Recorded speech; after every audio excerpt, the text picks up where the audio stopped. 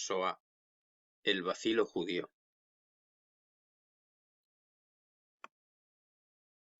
La historia del antisemitismo se remonta a hace muchísimos siglos. Es en el Egipto de la época helenística, en el que el 10% de la población era judía, donde cristalizó el antijudaísmo como judeofobia. A esta comunidad se la acusaba de asocial, de soberbia, de ser una clase prepotente.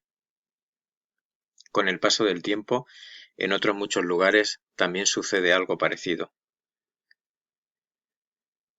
En el siglo IV después de Cristo, San Juan Crisóstomo los acusaba de apóstatas, de agentes del diablo, o incluso San Ambrosio tildaba la sinagoga como lugar de perfidia.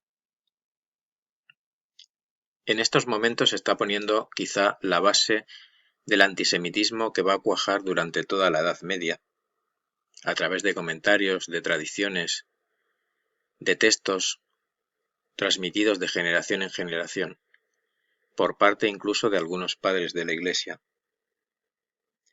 La primera matanza de gran importancia fue la de Maguncia en el año 1096.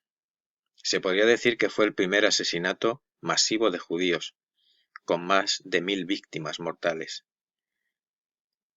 Y la primera acusación de pueblo deicida fue realizada en Norwich en el siglo XII. En esta época precisamente comienza la deshumanización del judío, el olor típico, pestilente. Algunos de ellos se atrevían a decir que el judío menstruaba. También se atribuyen determinados rasgos físicos, de la cara, del tono de piel, de la forma de andar. En el tercer concilio de Letrán, en el año 1179, se instauró la segregación física entre cristianos y judíos. Estamos hablando de ese siglo XII, donde el antisemitismo se hace más que evidente. El mismo Alfonso X el Sabio en sus partidas prohibía a los judíos salir de sus barrios en Viernes Santo. Y en el cuarto concilio de Letrán, en el año 1215, se acordó que los judíos llevaran un distintivo amarillo. El primer decreto de expulsión fue decretado por Eduardo I de Inglaterra en el año 1290, provocando nada más y nada menos que el éxodo de 20.000 judíos. Carlos VI de Francia, en 1394, realiza otra expulsión parecida, igual que los reyes católicos en 1492 o los reyes de Portugal en 1496. Estamos hablando de la época de las expulsiones. No obstante, también habría que hablar de la época de las razias, de los asaltos a las juderías. Es bien conocido el que sucedió en España en el año 1391. En esa época, una ola antijudía sacudió la península de sur a norte, desde Écija, Sevilla, Córdoba, Ciudad Real, Toledo, terminando en la zona norte de España. Decenas de sinagogas fueron incendiadas, muchas casas judías fueron asaltadas y muchos de ellos fueron asesinados. En 1633, Quevedo dedica al rey un famoso libro titulado Execración contra los judíos. Está dedicado al propio rey Felipe IV y recordaba que estos son enemigos de la cruz, amigos de las tinieblas, hediondos, asquerosos, subterráneos, es decir, personas de las que no hay que fiarse. En esa época comienza a extenderse cierto folclore popular, algunos refranes. Muchos de ellos decían así: el judío y la mujer vengativos suelen ser, o el gato y el judío, a cuanto ven, dicen mío. Son algunas de las expresiones y algunos de los refranes que circulaban en aquel entonces. Con la imagen de fondo de la persecución contra los judíos en la Alemania nazi, vamos a seguir hablando de ese momento histórico que sobre todo se consolida en la Edad Media y en la Edad Moderna, que viene a ser el caldo de cultivo del antisemitismo moderno. El emperador austriaco José II, en 1782, escribe o realiza el Edicto de Tolerancia relativo a los judíos vieneses y al resto de territorios del imperio, es decir, a los judíos austriacos, checos, húngaros. Hay cierto aperturismo en algunos momentos. Luis XVI también reconoció a los judíos de Alsacia como súbditos. Estamos en unos momentos previos a ese siglo XIX que va a venir marcado en algunos lugares de Europa por los pogromos. La emancipación de los judíos británicos vino de la mano del siglo XIX. En 1835 ocupan cargos públicos municipales. En 1858 ocupan ya cargos parlamentarios. En 1870 se eliminan trabas para que estos entren a las universidades. Y no es hasta 1890 cuando se les equipara con el resto de ciudadanos.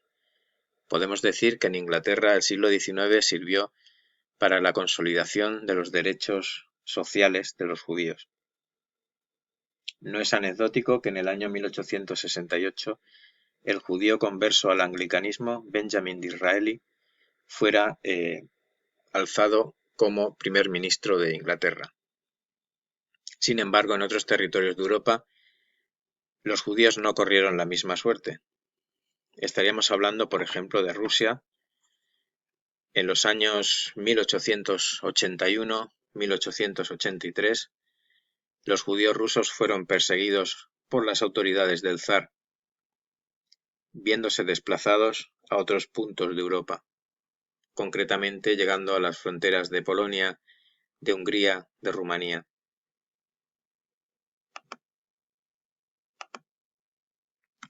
Podemos ver en estas imágenes cómo el antisemitismo va cuajando en la población. El siglo XX abre las puertas al antisemitismo europeo, propiamente dicho.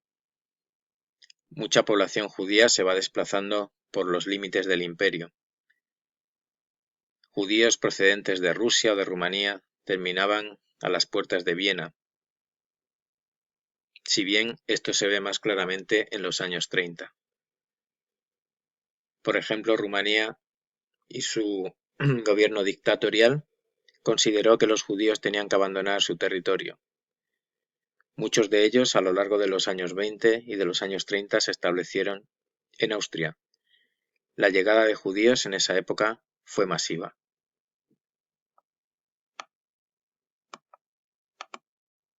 Mientras tanto, a partir de la Primera Guerra Mundial, comenzó a consolidarse el antisemitismo que vemos reflejado en muchísimas publicaciones.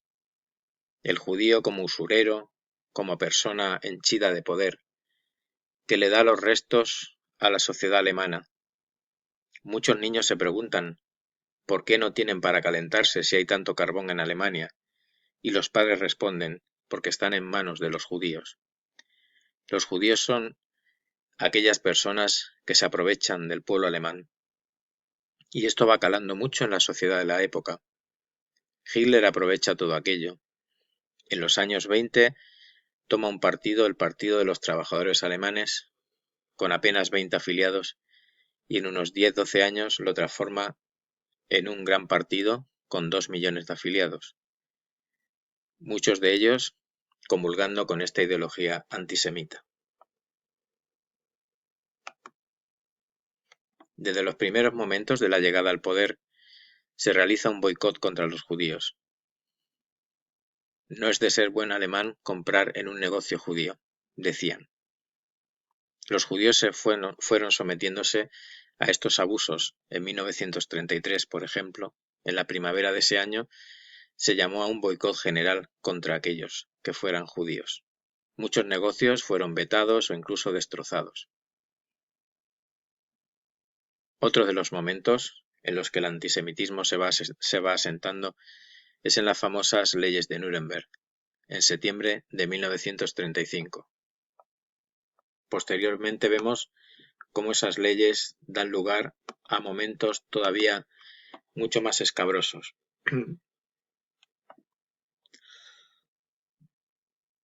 Tras la Noche de los Cristales Rotos, en noviembre de 1938, y la ocupación de Polonia en septiembre de 1939, se ven muchas medidas antisemitas que no se habían dado con anterioridad.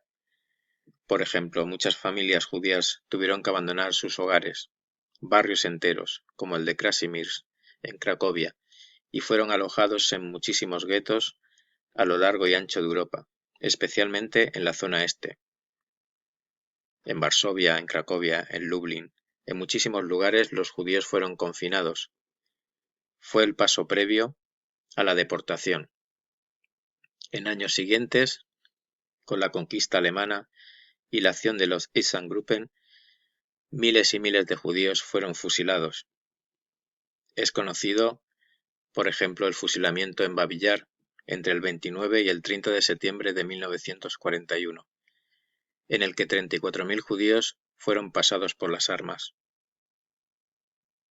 También son conocidos aquellos vehículos que servían para gasear judíos y que se pusieron en práctica, por ejemplo, en la localidad de Chelmno, en Polonia.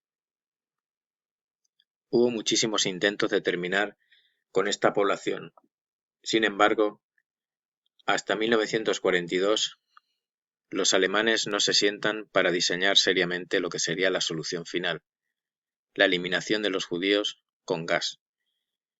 Para ellos era algo mucho más higiénico, que no dejaría mucho rastro. Los cuerpos posteriormente serían incinerados, y como si nada hubiera ocurrido. Los judíos desaparecerían de la historia.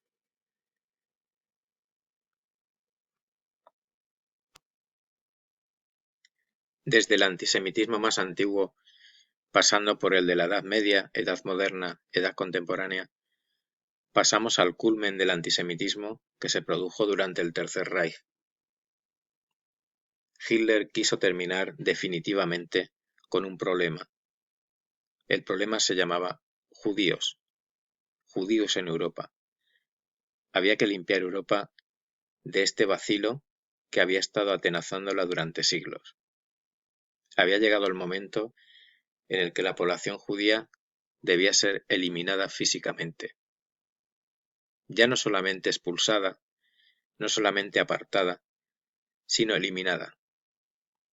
Fue una manera radical de querer terminar con un problema secular y con una historia de persecuciones, de odios, de enfrentamiento que se había asentado en Europa durante los inicios de la historia.